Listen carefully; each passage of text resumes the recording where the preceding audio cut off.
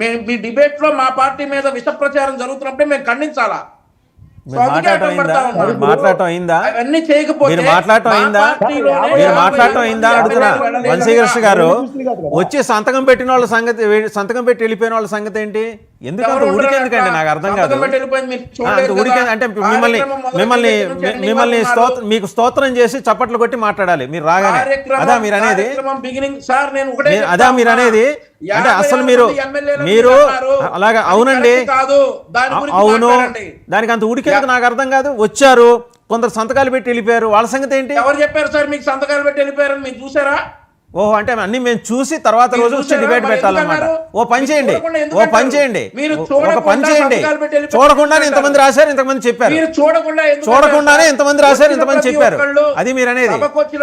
Have some patience అండి, have some patience. Vamsikrishna గారు వచ్చినప్పుడు సమావేశాన్ని